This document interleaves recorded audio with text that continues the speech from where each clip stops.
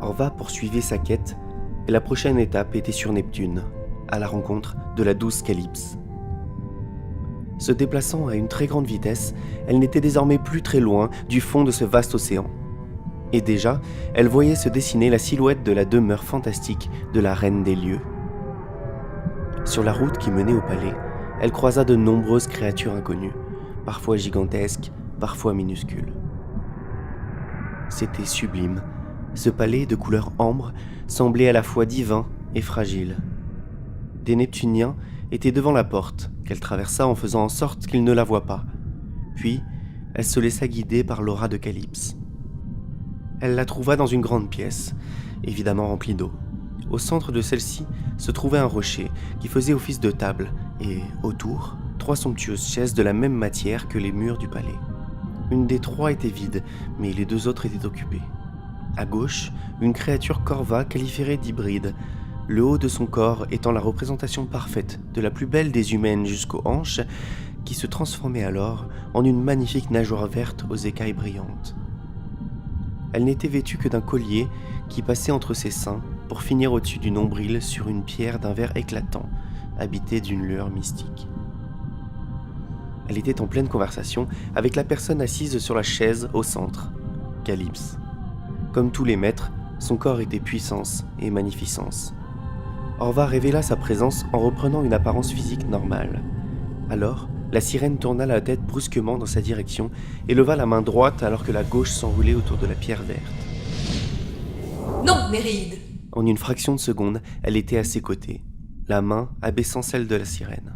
Elle n'est pas notre ennemie. Laisse-nous. Après que Calypse lui eut caressé tendrement la joue, Néréide hocha la tête et disparut en 2 coups de nageoire, jetant un regard inquiet et curieux vers Orva. Calypse était sublime, sa peau était d'un bleu profond et rassurant. Des symboles argentés rayonnaient le long de ses bras, de ses jambes et sur ses joues. Elle avait les cheveux très foncés, bleus comme sa peau, et ils flottaient dans l'eau dans un mélange de mèches solitaires et de tresses complexes. Orva eut un sourire en posant à nouveau son regard sur les yeux jaunes et pleins de tendresse de Neptune, un sourire qu'elle lui rendit. Les 2 sœurs marchèrent l'une vers l'autre et s'enlacèrent tendrement en souvenir du passé, émues du temps qui les avait séparées. Elles restèrent là plusieurs heures à se regarder sans dire un mot, en souriant, en pleurant parfois. Leurs esprits se touchaient respectueusement, partageant des souvenirs et des émotions avec plus d'efficacité et de sincérité qu'aucun mot ne l'aurait fait. Puis, finalement, Orva brisa ce silence. Tu as un nouveau disciple, Calypse. Où est donc passé ton cher Triton? Triton est au sud. Nous avons décidé qu'il était nécessaire pour le bien de notre étoile de garder un œil sur une plus grande partie du territoire. Je ne comprends pas. Ton monde a toujours été des plus calmes et pacifiques. Depuis que Solis a disparu, la puissance de mon étoile s'est affaiblie. Ne le sens-tu pas? Même ici, la noirceur s'introduit et avance dans l'ombre en silence. J'ai peur. Je sais ce que tu es venu me dire. Je sais que ce jour devait arriver, mais j'ai peur qu'il arrive trop tard. Et puis, un terrien. Après Hétéra, comment peut-on avoir confiance en cette... C'est justement pour ça qu'il faut que ce soit un terrien. Vous avez tous perdu la foi qui nous habitait lors des grands jours de la confrérie. Hétéra était notre frère, et il a trahi les siens. Mais Calypse, il l'a fait par amour. Ne condamne pas les terriens. Ils sont tout comme leur maître, capables du pire.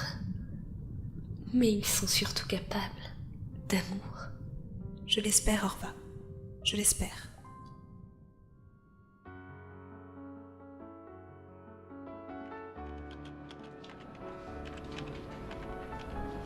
Nous sommes perplexes, monsieur Evans.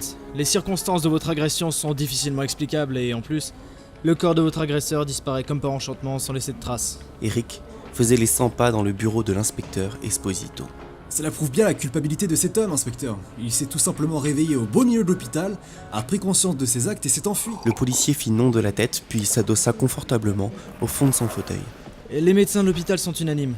Il était en état de mort cérébrale, il est donc impossible que ce corps ait disparu de lui-même. Eric se passa la main dans les cheveux, comme si le geste pouvait aider à élucider ce mystère. Cet inspecteur avait tendance à l'énerver. Il était là, à faire le cow-boy dans son grand bureau, faisant comme s'il maîtrisait parfaitement la situation, mais visiblement, il était bien loin de résoudre l'affaire. Écoutez, inspecteur, la seule chose que je demande, c'est que mon fils et moi soyons en sécurité. Avez-vous des éléments qui laisseraient penser qu'ils ont quelque chose après nous? Mon fils est persuadé que quelqu'un a touché ses affaires personnelles dans sa chambre, alors que je n'ai constaté aucun vol ni de détérioration dans le reste de la maison. Les seuls éléments que nous ayons sont vos déclarations. Je ne peux rien vous assurer.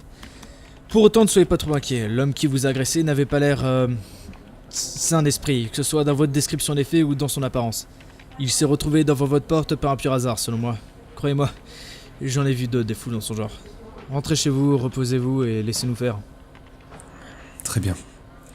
J'espère que vous avez raison. Les deux hommes se saluèrent, puis Eric regagna le hall d'entrée du commissariat.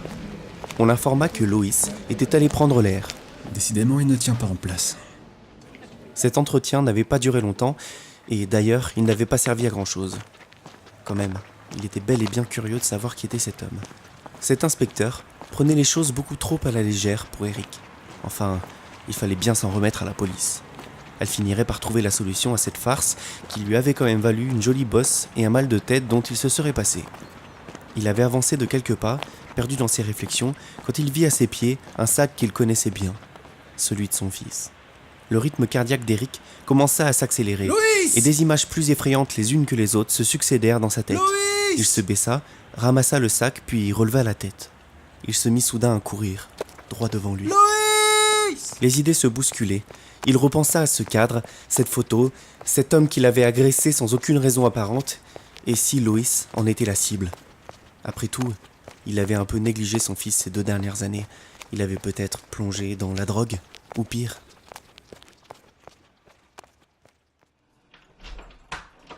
Loïs! Loïs, tu es là? Il déboula dans la maison, Loïs! il alluma la lumière dans le salon et... Ah! Et il se souvint alors que ce n'était pas des saucisses qu'avait réclamé son agresseur, mais bien ce Solis. Sans quitter des yeux l'inconnu, qui n'était pas le même que celui de l'hôpital, il saisit la statue en terre cuite qui était posée sur l'étagère quand quelqu'un le mit en garde. Derrière vous! Il se retourna et vit 2 autres hommes marcher vers lui d'un pas convaincu, les bras tendus dans sa direction. Il n'eut pas le temps de réagir qu'une ombre se jeta sur lui. Sans comprendre ce qu'il voyait, les 2 hommes étaient à terre. Le troisième, attention, derrière vous! Il eut à peine le temps de se retourner et d'abattre la statue sur sa tête avant que le dernier ne lui tombe dessus, inconscient. Eléa apparut devant lui, tendant une main pour l'aider à se relever. Il devait faire 3 fois son poids. Pourtant, elle le remit sur pied sans bouger d'un centimètre. Eric, où est Loïs? Nous étions ensemble et j'ai trouvé... Il a disparu, je ne sais pas si ces hommes l'ont... Il faut partir, tout de suite. Eléa ne s'y pas. Elle glissa sa main le long de sa cuisse et en tira un poignard étrange. Elle le mit dans la main d'Eric. Écoutez-moi bien. Vous allez partir tout de suite. Je vous rejoindrai au café de Sam dans 1 heure. Vous m'entendez? Dans 1 heure. Ne vous arrêtez pas et une fois là-bas, ne bougez plus. Eric posa son regard sur l'arme, dans une incompréhension totale. Maintenant! Alors il se mit à courir. Il ne pouvait plus penser à rien, perdu dans les incohérences et les tromperies. Au milieu de ce cauchemar, la seule réponse dont il avait besoin semblait n'être nulle part. Où es-tu, Loïs? Loïs.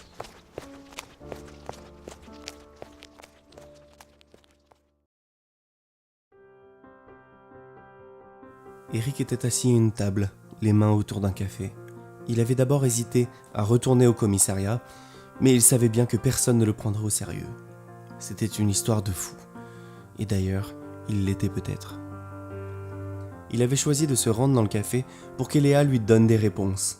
Visiblement, elle était plus qu'une simple lycéenne, et de ce fait, elle avait sûrement des éléments qui pourraient permettre de retrouver Loïs. Discrètement, il sortit le poignard qu'elle lui avait confié pour sa défense. Le manche était gravé de différents symboles, inconnus, encore une fois. Et sur la lame très aiguisée, seulement un dessin presque transparent. Un demi-cercle un peu creusé, sûrement un croissant de lune. Et sur tout d'un côté, une série de ronds de taille plus ou moins différente. Il entendit la porte s'ouvrir et leva la tête sur Eléa, qui se dirigeait vers lui toute souriante après un geste de la main à Sam derrière son bar. Elle prit place en face de lui et son sourire s'effaça immédiatement pour laisser place à l'air grave qu'il avait vu 1 heure plus tôt. Vous ne craignez plus rien. Ils ne vous trouveront pas en dehors de chez vous. Qu'est-ce que c'est que toute cette histoire? Où est mon fils? Elle baissa les yeux subitement, et Eric put voir qu'elle réfléchissait aux mots qui allaient sortir de sa bouche. Vous n'avez aucune idée de ce qui se passe actuellement. Loïs court un grand danger et je fais tout pour le retrouver. Mais de quoi parles-tu? Il était prêt à exploser. Il aurait voulu la secouer pour qu'elle lui explique plus rapidement. Loïs n'a rien fait de mal. Il y a des gens qui le cherchent depuis très très longtemps. Et désormais votre maison n'est plus sûre, ni pour vous, ni pour personne. Il n'avait jamais quitté Fano.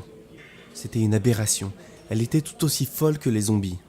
Il décida de ne pas rentrer dans son jeu et d'uniquement obtenir les informations dont il avait besoin pour retrouver Loïs. Mais où est-il? Je dois m'en assurer. Mais pour le moment, vous devez vous cacher le temps que je le retrouve. Ensuite, j'aurai besoin de votre aide. Comment te faire confiance alors que je ne sais même pas qui tu es? Qui me dit que tu n'es pas responsable de tout ça?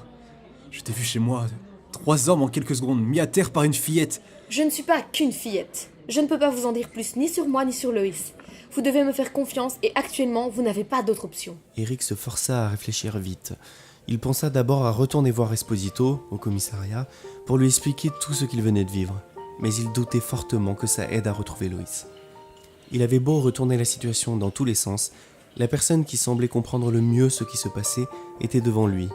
Et bien que cette décision lui paraisse la plus folle, elle était son seul espoir d'en savoir plus sur la disparition de son fils. Je te préviens, je n'ai aucune confiance en toi. Je vais jouer ton jeu parce que c'est la seule option qu'il me reste, mais si j'apprends que tu es complice et qu'il arrive quelque chose à mon fils, je peux t'assurer que je te le ferai payer. Encore une fois, Eléa ne s'y a pas, les yeux rivés sur Eric. Gardez votre colère et votre énergie, vous en aurez besoin. Allons-y. Salut Sam, à demain. Ils marchèrent jusqu'à un petit appartement, tout en haut d'un immeuble. Elle ouvrit la porte et l'invita à entrer. La décoration était quasi inexistante. Il n'y avait qu'une pièce avec une petite cuisine, et une autre avec les toilettes et une baignoire. Au centre, un canapé rouge et une petite télévision. Bienvenue chez moi, faites comme chez vous. Je dois vous laisser, je reviens dès que possible avec plus d'infos, je vous le promets. Elle s'approcha de lui et tendit la main. Votre téléphone, monsieur Evans, s'il vous plaît. Mon téléphone? Mais s'il essaye de m'appeler? Eric, votre fils ne vous appellera pas. J'ai retrouvé son téléphone par terre et je l'ai détruit. Personne ne doit savoir que vous êtes en vie. Ni vous, ni Loïs. Et Eric, j'ai mis le feu à votre maison. Ça nous évitera d'avoir la police sur le dos. Avec tous les corps qu'ils vont trouver là-bas, nous serons tranquilles pendant un moment. Eric aurait dû ressentir quelque chose, mais encore une fois, la seule chose qu'il désirait, c'était retrouver son fils. Peu importe. Retrouve-le. Il vaudrait mieux que vous évitiez de sortir pendant mon absence. Ici, vous ne craignez rien.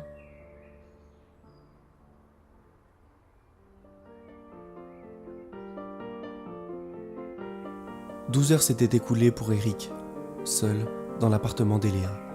12 heures pendant lesquelles il s'interrogeait sur ce qu'avait bien pu faire son fils pour les mettre dans cette situation.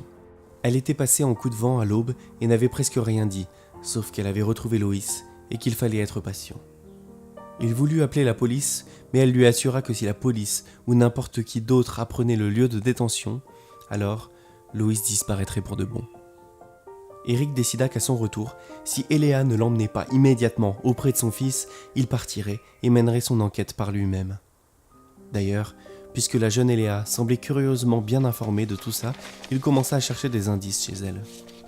Les fouilles allaient être rapides puisqu'elle n'avait qu'un bureau et une armoire. Il commença par le bureau, une pile de factures sans importance, sauf qu'a priori, il était assez évident que cette jeune fille vivait seule.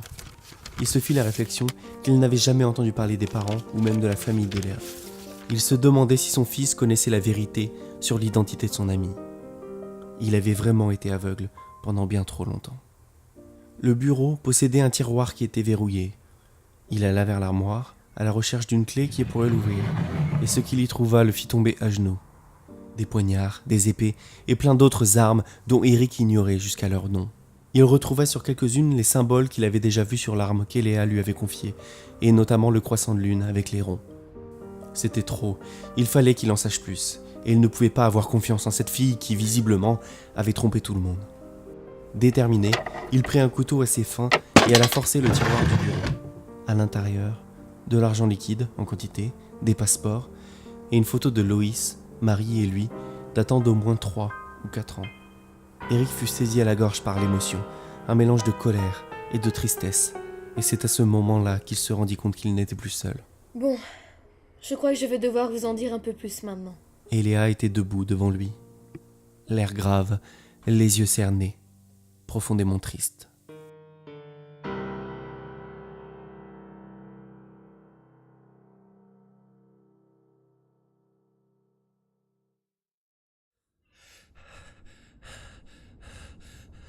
Quand Loïs ouvrit les yeux, il était comme aveugle, dans une pièce sans la moindre lumière. Sa tête était lourde et lui faisait mal. Il mit un moment à se souvenir pourquoi. Il avait reçu un coup violent et avait perdu connaissance. Après ça, plus rien. Il voulut se frotter les yeux mais constata que ses pieds et ses mains étaient enchaînés à une table sur laquelle il était allongé. On lui avait également retiré ses vêtements. Il avait été kidnappé. Tout ça avait sûrement un rapport avec l'agression de son père. Cependant, il était en mauvaise posture et avait beau réfléchir à un moyen de sortir de là, il était, quoi qu'il arrive, enchaîné à une table, nu et impuissant. Il n'osait pas crier, de peur d'attirer ses ravisseurs, et il arrêta de tirer sur ses chaînes pour se libérer quand il sentit sa peau commencer à s'écorcher. Il était là, immobile, réfléchissant à plusieurs moyens de se tirer de ce mauvais pas. Son père avait dû prévenir la police. Il finirait bien par le retrouver tôt ou tard. Il eut l'impression de rester des heures à attendre. Ses yeux finirent par s'habituer à l'obscurité, si bien qu'il put distinguer une pièce relativement petite et sur le mur opposé, les contours d'une porte en bois. Il s'apprêtait à lancer une nouvelle tentative de pression sur ses chaînes quand il entendit quelqu'un à travers la porte qui venait dans sa direction. Il ferma rapidement les yeux. Il a pris un sacré coup sur le crâne celui-là. Tu es pas allé de ma main, Alex? Bah, tu sais, avec ces hybrides, on ne sait jamais à quoi s'attendre. Je les préfère comme ça qu'à se débattre dans tous les sens. Il n'empêche que celui-là n'est pas comme les autres. Le mec le veut en bon état pour l'interroger. Et puis, t'as bien vu, il marchait normalement et a répondu quand on l'a interpellé. Il se trame quelque chose avec lui. Et ben voilà, notre ami est parmi nous.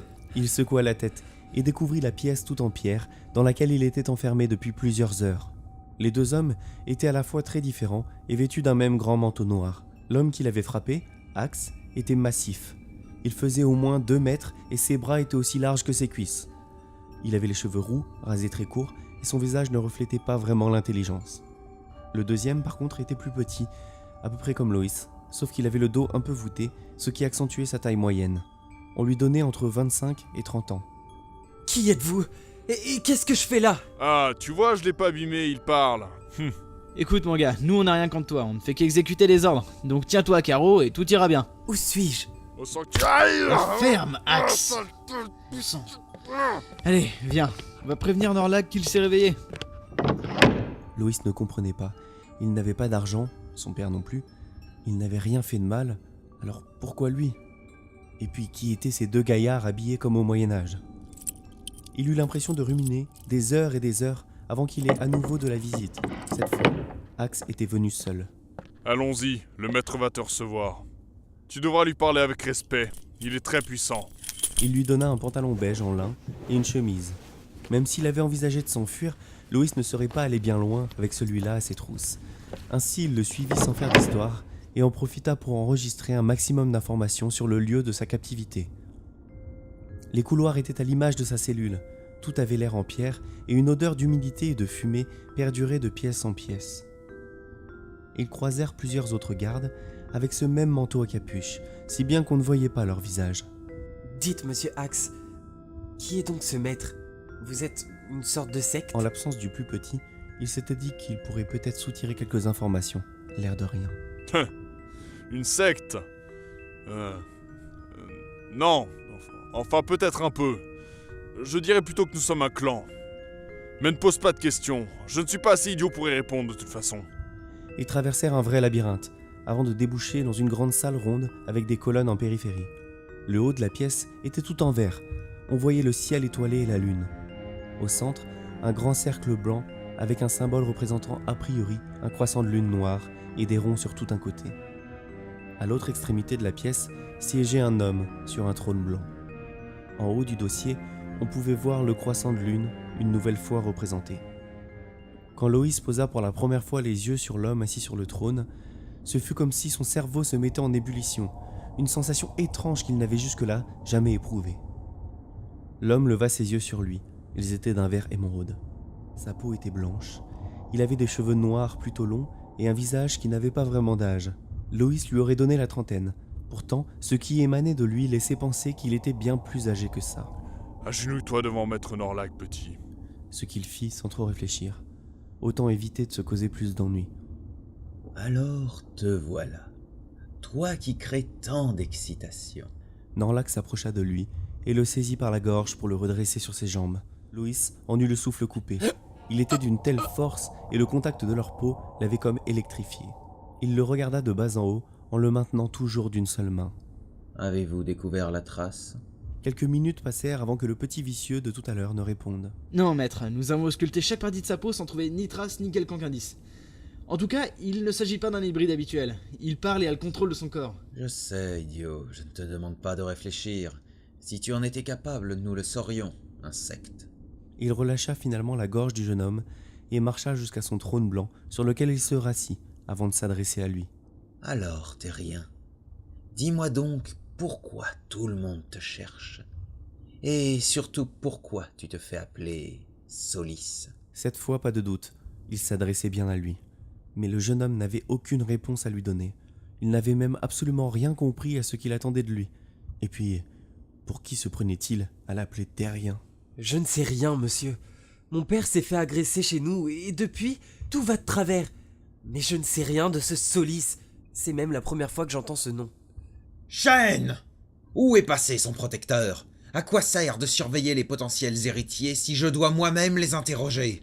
Une nouvelle fois, ce fut le petit vicieux qui répondit à l'appel, ce qui permet à Loïs d'apprendre son nom.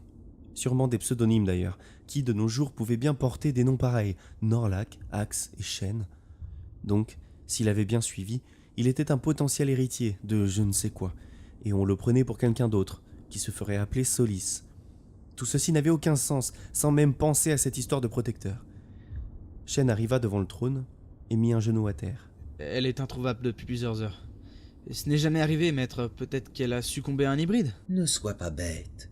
Comment une enfant de la Lune pourrait être défaite par une marionnette? Trouve-la et ramène-la moi. Chêne se releva et partit en courant. Axe, lui, était toujours là, à côté de Loïs. Il ne bronchait pas. Quand soudain il sentit une énorme pression dans sa tête, comme si on l'écrasait pour voir à quel moment son crâne exploserait.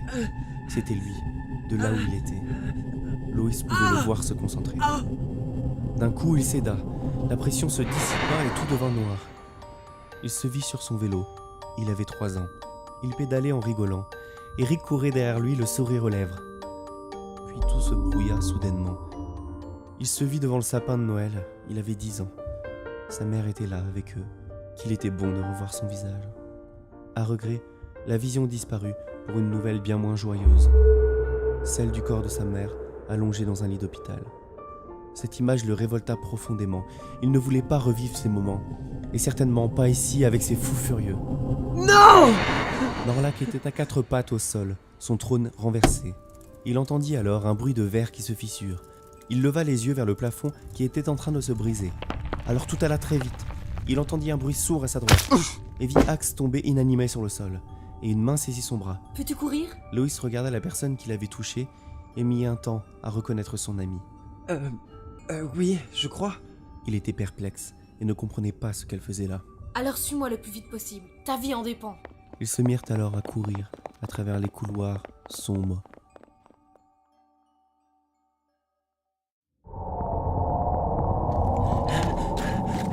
Elle était plus rapide qu'il ne l'aurait cru.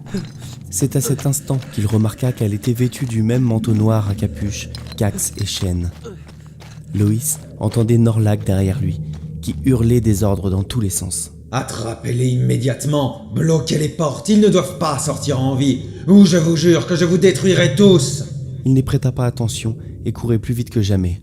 Parfois, Eléa s'arrêtait et lui faisait signe de se taire.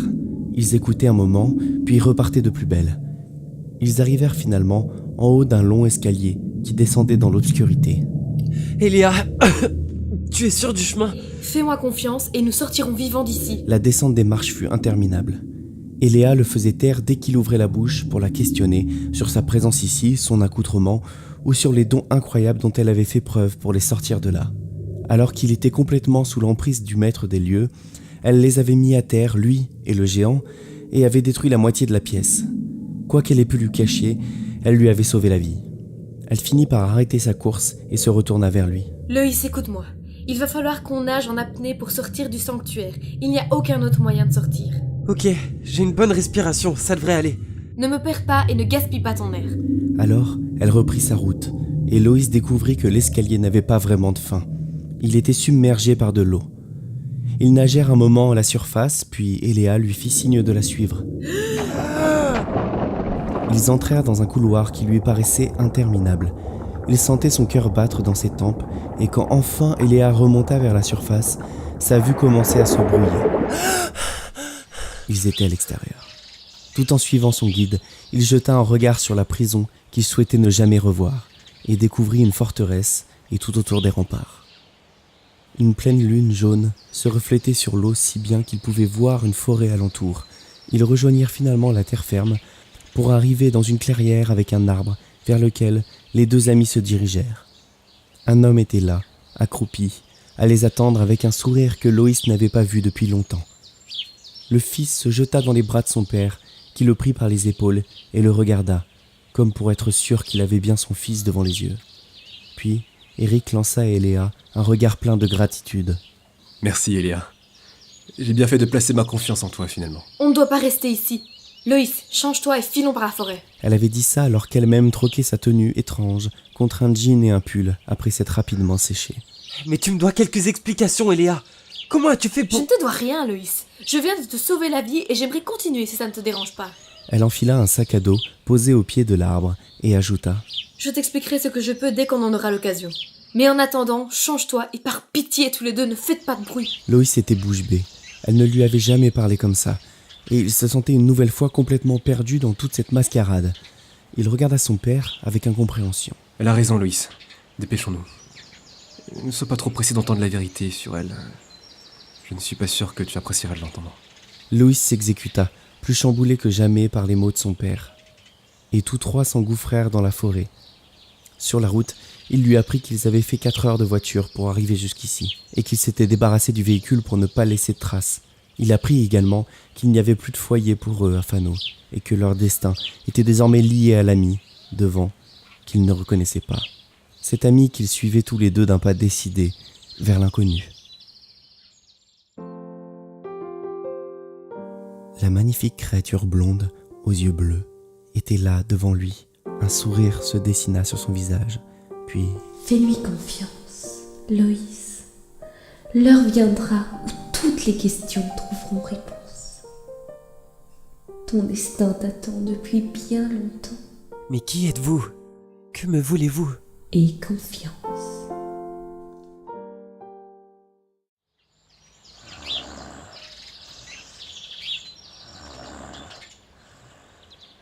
Salut. Salut Loïs. Tu as repris un peu d'énergie? Oui, merci. On avait besoin de dormir un peu. T'as pas fermé l'œil, toi? Quand le soleil sera dans le ciel, tu iras mieux. Quant à moi, je ne dors pas beaucoup. Elle remit une mèche de ses cheveux noirs derrière l'oreille. Loïs eut le temps d'apercevoir un tatouage à l'intérieur du poignet qu'il n'avait jamais remarqué jusque-là. Il représentait le même symbole que celui de la salle du trône de Norlac. Qui es-tu, Eléa? Et qui était cet homme là-bas? Il m'a hypnotisé? Ou quelque chose comme ça? Il était dans ma tête. Tu ignores beaucoup de choses, et je ne crois pas être la bonne personne pour te les expliquer. Tu as été enlevé par une organisation qu'on appelle les Enfants de la Lune. Loïs, j'en faisais partie. Je suis une enfant de la Lune. J'étais chargée de veiller sur toi et de te protéger. Et c'est toujours ma mission, bien que je n'agisse plus sur les ordres de Norlac. Mais pourquoi moi? Pourquoi aurait-on besoin de me protéger? Comme son père l'avait mis en garde, les explications d'Eléa, au lieu d'éclaircir les choses, ne faisaient qu'embrumer encore plus la situation. D'un côté, elle avoue être membre de ces gens qui l'avaient kidnappé et enfermé dans une geôle, et d'un autre, elle prétend avoir pour mission de veiller sur lui et de le protéger. Et qu'est-ce qu'il est au juste, ce Norlac? Je n'ai jamais rencontré quelqu'un comme lui. De prononcer son nom, il en avait encore des frissons dans le dos. Disons que c'est une espèce de sorcier. Il a usé de ses dons sur toi pour te forcer à lui révéler des choses que tu ignores. Mais il s'est passé quelque chose. Tu l'as rejeté, je ne sais pas exactement comment, et il va remuer ciel et terre pour nous retrouver. Mais Loïs, tu dois me faire confiance et être patient. Comme je te le disais, il y a des choses que je ne suis pas à même de t'expliquer. Je te conduis dans un endroit où, je l'espère, nous trouverons de l'aide et des réponses. Alors c'était lui, qui avait repoussé l'attaque étrange de Norlac. Je dois te faire confiance, alors que tu viens de m'avouer que tu me mens depuis toujours, que notre amitié n'est qu'une illusion. Je suis désolée, Loïs. J'ai beaucoup d'affection pour toi. J'espère que tu comprendras. Bientôt, tout sera plus clair pour toi. Elle posa sa main sur la sienne et lui adressa un sourire bienveillant. Loïs la regardait, complètement à la merci de cette fille qui depuis toujours l'avait traité comme un frère. Il choisit d'attendre d'en savoir plus pour juger de la gravité de cette trahison. Il lui rendit un sourire timide, mais malgré tout reprit sa main pour la fourrer dans sa poche. C'est à ce moment-là qu'Eric se redressa et s'étira. Alors les trois compagnons prirent leurs affaires et continuèrent leur marche vers la destination qui devait élucider tous les mystères.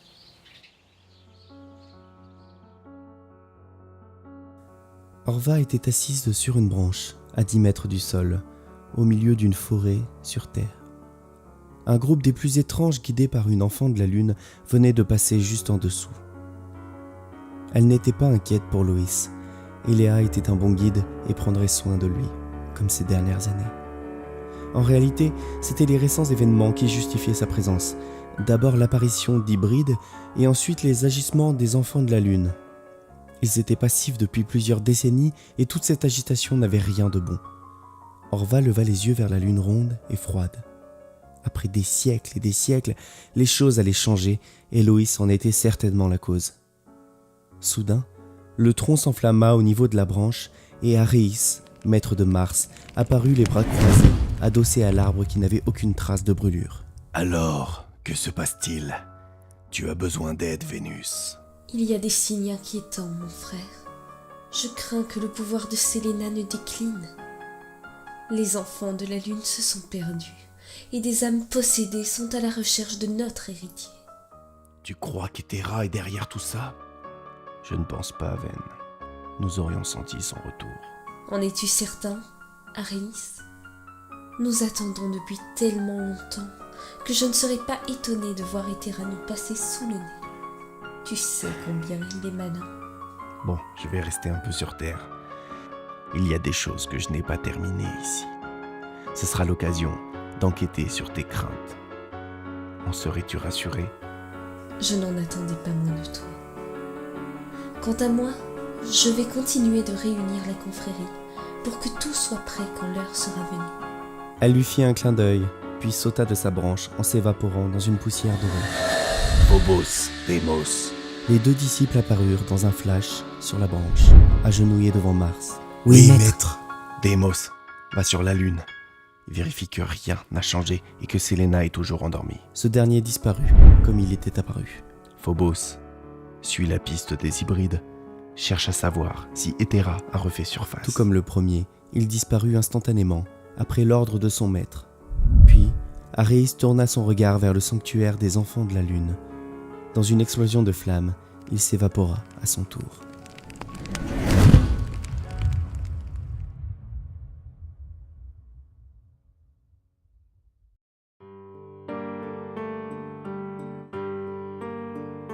Si jusqu'à maintenant, Orva s'était aventurée sur des étoiles amicales, ce n'était pas tout à fait le cas sur Saturne. Non pas qu'elle ait des ennemis ici, mais plutôt que la compagnie de ses semblables n'était pas du goût du maître des lieux. Alia était très dure. Elle tenait à avoir un contrôle absolu sur chacun de ses sujets et sur la moindre créature vivant sur sa planète. Elle était, avec Solis et Jupiter, un des maîtres les plus puissants et respectés de la confrérie. Les réunir sans elle n'aurait pas beaucoup d'intérêt. Par contre, si elle acceptait de se joindre à eux, alors tous les autres suivraient. Alors qu'elle apparaissait à la surface de Saturne, Orva s'assit sur un rocher et attendit patiemment. Autour d'elle, chaque brin d'herbe semblait de taille identique. Les arbres ne laissaient dépasser aucune branche, tout était parfait. Orva attendait depuis plusieurs heures, en contemplant le magnifique monde de sa sœur, quand le ciel devint gris et qu'une véritable tornade apparut devant elle. Quand le vent se dissipa, Orva posa son regard là où le centre de la tornade avait touché le sol, et Alia l'y attendait. Elle descendit finalement de son rocher et marcha vers elle, contemplant sa sœur qu'elle n'avait pas vue depuis des siècles. Orva, que me vaut le plaisir de ta visite sur mon étoile ? Une aura de puissance s'imposait à Orva. et elle n'avait nul autre choix que d'agir avec respect et crainte devant elle. Bonjour, Alia. Je viens porteuse d'un message au nom de la confrérie. Comment agirais-tu au nom de ce qui n'est plus, rêveuse? Certes, j'agis de mon propre chef, mais motivée par la fraternité. Il est temps de reconstruire ce que nous avons perdu jadis. Le retour du soleil ne changera pas la situation. Voilà des millénaires que nous agissons en autarcie. Si rien ne nous a conduit à reformer la confrérie jusqu'à ce jour, l'apparition d'un nouveau maître n'y changera rien. Elle était sans aucun doute au courant des derniers événements sur Terre. Alia, il est temps de tourner la page du passé. Ce qui nous a séparés n'a plus lieu d'être. Chaque étoile retrouve son maître, et chaque maître reprend sa place. Depuis la disparition de Solis, je veille sur Uranus seul. Je ne vois pas à ce jour quels seraient les bienfaits d'une potentielle renaissance de la confrérie. Désolé, Orva, mais ne me compte pas parmi les partisans de cette utopie. Prends garde à ton protégé. Ce qui nous unissait ne le protégera pas des jalousies que même Solis n'a su vaincre. Adieu. Alia.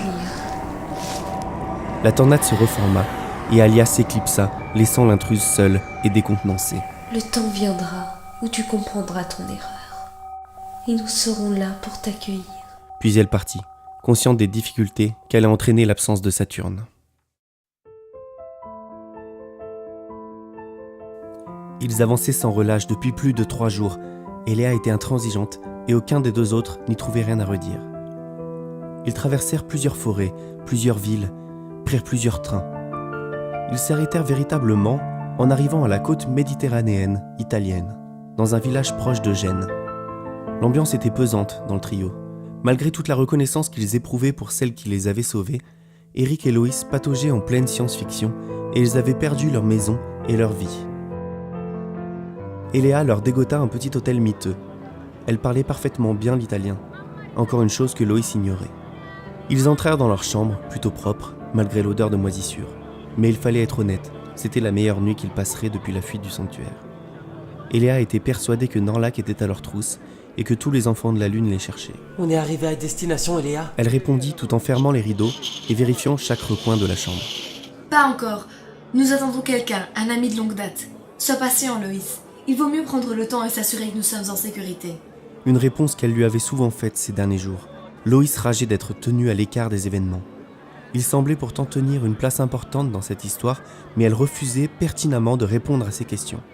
Eric, lui, était très discret. La perte de la maison l'avait beaucoup troublé ces derniers jours, et il dirigeait toute son attention sur la sécurité de son fils. Il portait toujours sur lui le poignard gravé qu'Eléa lui avait donné quelques jours plus tôt. Ils prirent une douche, chacun leur tour, puis on leur livra une pizza directement dans la chambre. Alors que la nuit tombait, Loïs et Eric s'installèrent dans le grand lit pour dormir. Eléa, comme à son habitude, ne dormirait pas.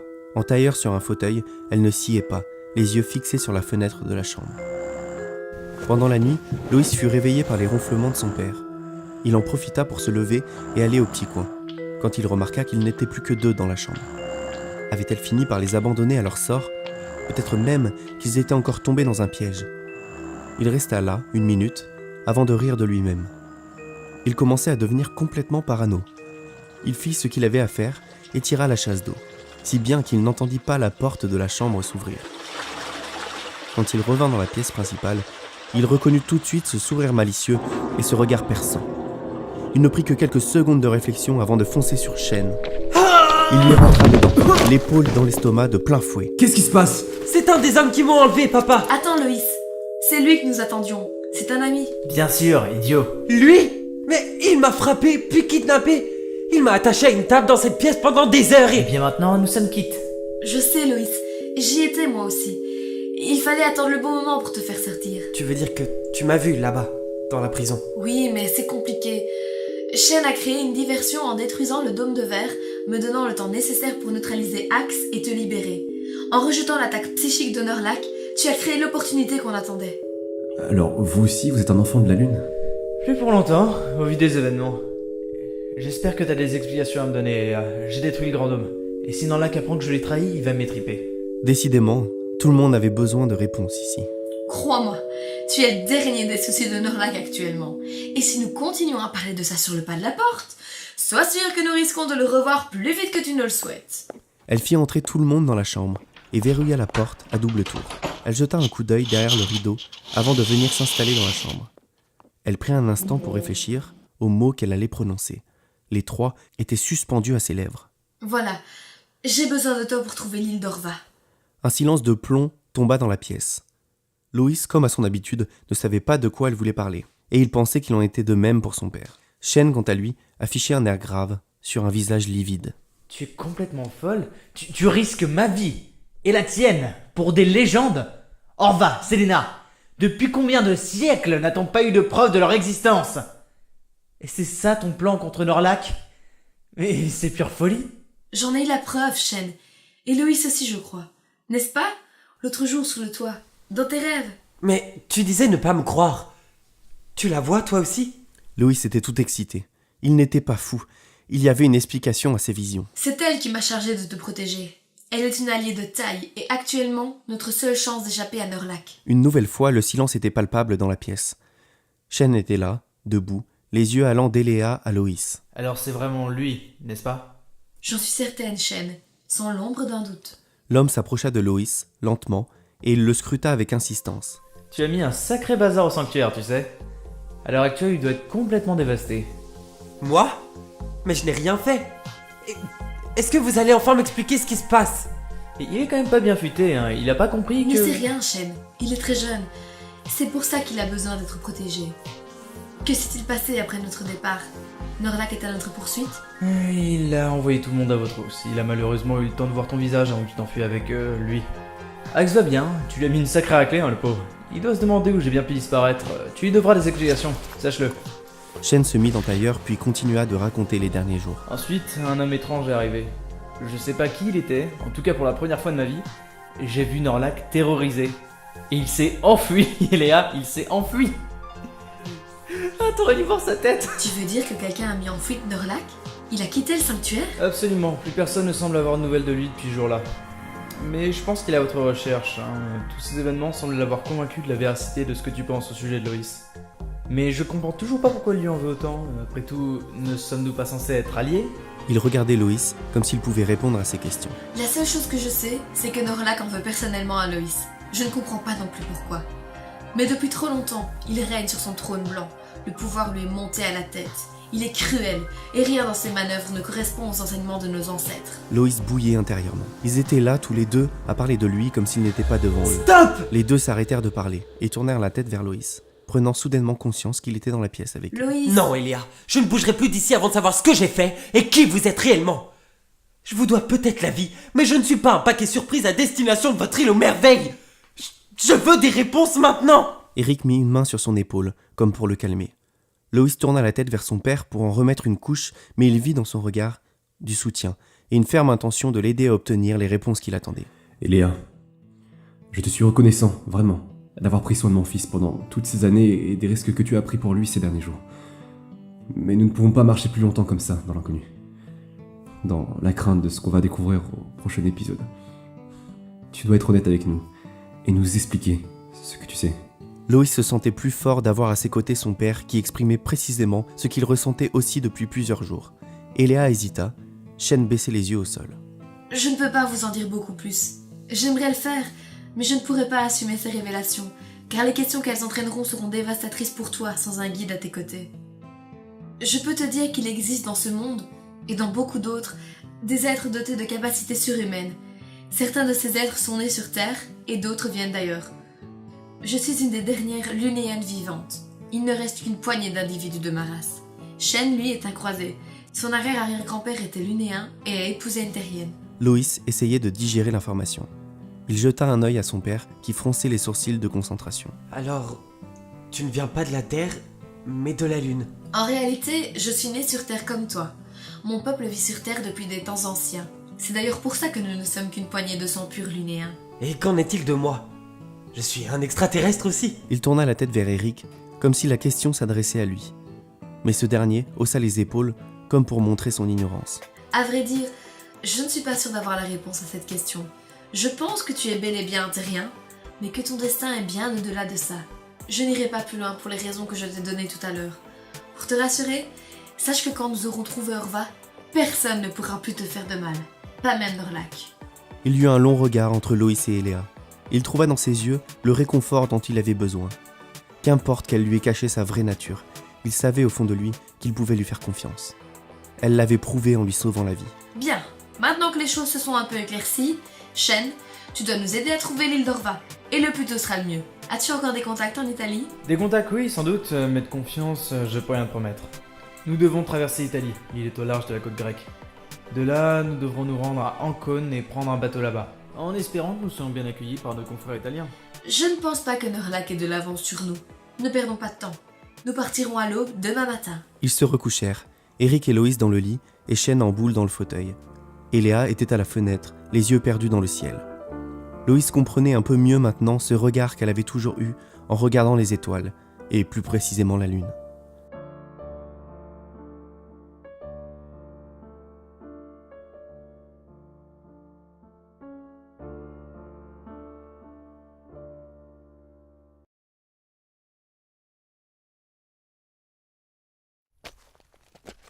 La nuit était tombée depuis peu quand les 4 ombres vêtues de tuniques noires commencèrent à longer le lazaret, un bâtiment au milieu de l'eau au centre du port d'Ancône. Des remparts entouraient une espèce de forteresse en forme de pentagone. Loïs observait ces gigantesques murs, se demandant s'ils en sortiraient tous entiers et vivants. Ils arrivèrent devant une grande porte fortifiée. 2 hommes surveillaient l'entrée. Shen leva alors son bras et tira un peu sa manche pour laisser apparaître le même tatouage qu'Eléa. Dans la mesure du possible, il vaudrait mieux que vous me laissiez parler. Ils entendirent un bruit de serrure qui se déverrouille et les portes s'ouvrirent devant eux. Loïs était très étonné de la facilité avec laquelle ils s'introduisaient dans les lieux. Un grand couloir blanc leur fit face et ils commencèrent à marcher à travers. Si le sanctuaire de Norlac était d'un autre temps, ce n'était pas du tout le cas du lazaret. Tout était très lumineux et d'une technologie avancée. Shen se retourna vers ses acolytes et les invita à le suivre. Ils traversèrent le lazaret, croisant d'autres enfants de la lune qui parfois s'arrêtaient pour saluer leur guide et parfois ne les regardaient même pas. Leur stratagème fonctionnait à merveille. Ils arrivèrent enfin au quai, situé à l'opposé de l'entrée du bâtiment. Alessandro, où te caches-tu? Un son presque inaudible se fit entendre sur le pont d'un navire. Ils marchèrent vers lui pour découvrir un homme adossé à une rambarde, une bouteille de vin à la main. Il portait une veste longue, verdâtre, et sa barbe de 3 jours lui donnait l'apparence d'un sans-abri. Oh Shen, mon frère, comment vas-tu depuis le temps? Je vois que tes démons ne t'ont pas quitté depuis 10 ans, Alessandro. Si tu passais comme moi tout ton temps à surveiller ce quai, tu partagerais allègrement mes petits démons. Qu'est-ce qui t'amène ici? Tu as le mal du pays? Comme tu dis, oui, je me suis dit que d'une pierre deux coups, je pourrais former mes novices et revoir ta face de feignant. Et éventuellement bénéficier de ton aide pour rejoindre l'île d'Orva. Quel plan farfelu as-tu encore en tête? L'île d'Orva est abandonnée depuis belle lurette. Et d'ailleurs, je n'y suis allé qu'une seule fois.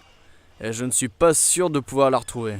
Il fronça les sourcils, attendant plus d'explications. Eh bien oui, c'est l'occasion de leur montrer les rudiments de la navigation et de découvrir un lieu notre culte. J'ai toujours été respectueux du culte, tu ne t'en souviens pas? Loïs regardait son nouvel ami avec admiration. Il l'avait presque convaincu lui-même. Oh, ça va, je demandais juste comme ça. Nous partirons demain matin. Je dois informer Rayak de toute sortie imprévue. Ne me demande pas pourquoi, mais depuis le début de la semaine, nous sommes pris à la gorge par les nouvelles règles de sécurité. Loïs sentit bouger Eléa à côté de lui. Il la vit jeter rapidement des regards dans tous les recoins. Elle posa une main sur l'épaule droite de Shen, et en un coup d'œil, les deux semblèrent d'accord pour faire évoluer leur plan. Eléa repoussa sa capuche sur ses épaules et s'approcha d'Alex. Je te prie de m'excuser. Alex tomba inconscient. Qu'est-ce qui se passe? Shen, il faut à tout prix que tu ouvres les portes le plus vite possible. Eric, s'il vous plaît, tâchez de mettre le corps de cet homme à l'intérieur. Nous aurons besoin de lui pour trouver l'île. Loïs, ils ne doivent pas te voir, tu comprends? Ils te tueront s'ils n'ont pas le choix. Tout le monde était réactif et suivait les directives d'Eléa. Seul Loïs se sentait inutile et passif. Attends, qu'est-ce qui se passe? Nous sommes entrés bien trop facilement. Et s'ils ont redoublé de contrôle depuis une semaine, cela coïncide avec ton évasion du sanctuaire. C'est un piège, Loïs. Ne relaxez que nous sommes là. Nous avons très peu de temps. Eric, il faut démarrer cet engin coûte que coûte. Au loin, il vit Shen courir le long du quai jusqu'aux portes closes, le seul obstacle qui les séparait de la mer. Loïs se retourna quand il entendit des voix derrière lui. Ils sont là! Attrapez-les! Vite! Des hommes tout en noir apparaissaient sur l'autre bout du quai. Il les veut vivants! Ne les tuez pas! Ils entendirent enfin le moteur du bateau démarrer, et Eléa fit signe à Loïs de se mettre à l'abri dans la cabine. Allez-y, Eric!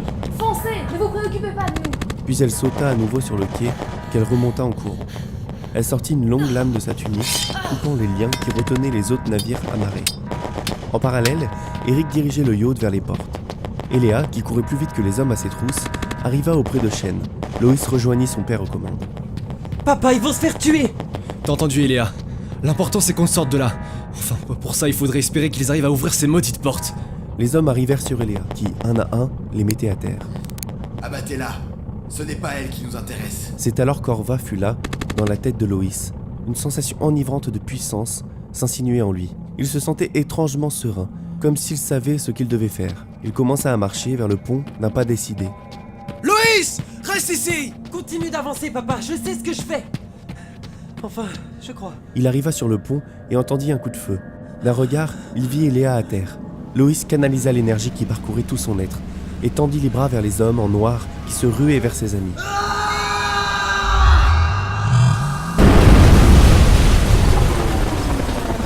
Des rayons de lumière sortirent de ses mains et firent littéralement exploser une partie du quai. Tous les hommes étaient à terre, et un bateau qui flottait non loin du bord explosa à son tour. Loïs vit alors Eléa se relever en se tenant l'épaule gauche et marcher vers Shen alors que les portes commençaient enfin à s'ouvrir. Le yacht arrivait quasiment à leur niveau, et les deux acolytes s'apprêtaient à sauter à bord, quand soudain, Loïs reconnut l'aura de puissance qui submergea la pièce. Non! Tout devint noir. Il n'y avait plus que l'eau et le bateau, et plus rien autour. Il entendit la voix de Norlag dans sa tête et partout autour de lui. Tu es à moi. J'ai lu en toi, tu m'appartiens. Des flashs submergèrent l'esprit de Loïs. Il vit Fano, en ruine, le corps d'Harmonie Malraux, ensanglanté, au milieu du lycée démoli. Cuneige avait des barres en fer qui lui transperçaient les membres contre son tableau de classe. La maison de son père était encore fumante. Les voisins fuyaient dans tous les sens. Derrière le bateau, il le vit alors, son tortionnaire. Il marchait sur l'eau dans sa direction. Ses yeux verts étaient luisants et ses longs cheveux noirs volaient sans gravité. Je t'apprendrai ce qu'est la souffrance, avant de t'anéantir. T'as un insecte sous mon pied. Une douleur intense s'insinua dans sa tête et Loïs n'eut plus conscience de ce qui se passait autour de lui. Eléa était de retour sur le bateau, avec Shen, et ils assistaient impuissants à l'attaque de Norlag. Le sorcier était quasiment sur le bateau et Loïs était à sa merci, recroquevillé au sol. Nous ne pourrons pas lui échapper, Eléa. Il nous faut juste gagner un peu de temps. Il ne pourra pas nous suivre sur l'eau. Elle s'approcha de Shen et lui prit le bras. Shen, jure-moi que tu l'emmèneras sur l'île d'Orva et qu'il sera en sécurité. Non. Eléa, me demande pas de... Jure-le! C'est alors qu'Eric les poussa tous les deux. Il a besoin de vous deux! Il se mit à courir en direction de son fils Eric! et du monstre qui le clouait au sol. Norlag ne le vit pas arriver. Il s'élança, prenant appui sur le bord du bateau et lui fonça dessus de plein fouet. Alors que les deux disparaissaient sous l'eau, Shen se mit aux commandes et lança le bateau plein gaz, fuyant le plus vite possible. Alors qu'il reprenait ses esprits, Eléa était aux côtés de Loïs et le tenait fermement au sol. Qu'est-ce qui se passe? Lâche-moi! Nous ne pouvons rien faire, Loïs. C'est notre seule chance de fuir. Au loin, Norlag sortait de l'eau, en lévitation, tenant Eric par le cou à bout de bras. Un nouveau flash frappa l'esprit de Loïs. Regarde ton père mourir. Non! Ton tour viendra. Loïs vit le visage de son père dans une image qui lui entrait à jamais, et son corps se décomposa pour finir en poussière dans la mer. Non! Non! Loïs arriva finalement à se défaire de l'emprise d'Eléa et courut à l'arrière du bateau, les larmes aux yeux. Ils étaient déjà bien loin de la côte et il ne sentait plus la présence de la créature qui venait de faire de lui un orphelin. Tu l'as pas sauvé. Pourquoi tu l'as pas sauvé? J'aurais voulu le faire, mais nous serions tous morts. Il nous a sauvés, la vie. Elle posa sa main droite sur l'épaule de son ami, puis le laissa seul avec son chagrin et sa colère.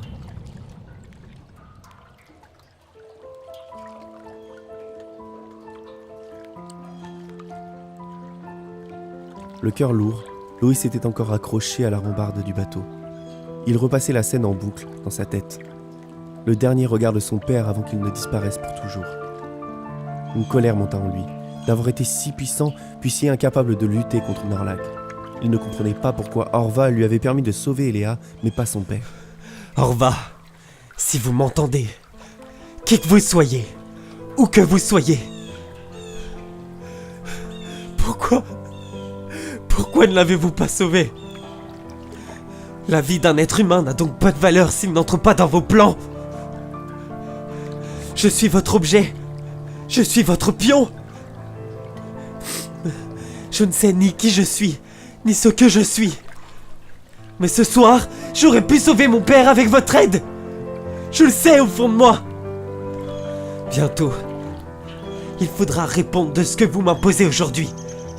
Je fais le serment de ne plus voir mourir les gens que j'aime. À l'avenir, tu n'auras plus à subir ce genre d'épreuve. Nous parlerons très bientôt, toi et moi. Il ne chercha pas à prolonger la conversation.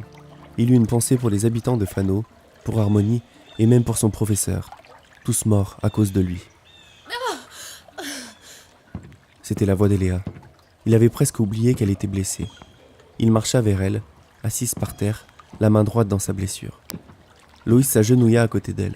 Je peux t'aider, d'une façon ou d'une autre. La balle n'est pas sortie, il faut la retirer. Tu peux le faire? Je peux essayer. J'ai confiance en toi. Va et ne t'arrête pas avant de l'avoir trouvée. Elle resserra le garrot qui l'empêchait de se vider de son sang, puis lui fit signe de la tête. Loïs plongea ses doigts dans la blessure et ne tarda pas à sentir la balle. Il la retira enfin et la jeta par-dessus bord. Puis il aida son ami à se relever. Ça va aller? Oui. Je devrais guérir vite ce soir. Jetant un regard vers la lune. Puis elle lui fit un sourire avant de se diriger vers Shen, aux commandes du yacht. Alors, tout est opérationnel? Pour l'aller, on devrait avoir assez d'essence. Mais pour le retour, soit nous faisons un arrêt demain matin en Grèce, soit il nous faudra trouver un autre moyen de locomotion. Non, plus d'arrêt. Nous trouverons une autre solution. Mais plutôt nous serons près d'Orva et mieux ce sera. Puis elle jeta un regard inquiet à Loïs, qui regardait l'horizon, l'air accablé. Comment va-t-il? Il pourrait aller plus mal. C'est un petit gars solide, tu sais. J'ai vu ça, oui. La raclée qu'il a mis à ses gardes tout à l'heure. Je douterai plus jamais de toi. Il est bien l'héritier. Tu devrais savoir que je ne me trompe jamais, Shem. Es-tu sûr de trouver Orva là-bas? Je l'espère. En tout cas, j'ai le sentiment que Norlac ne s'aventurera pas sur l'île d'Orva.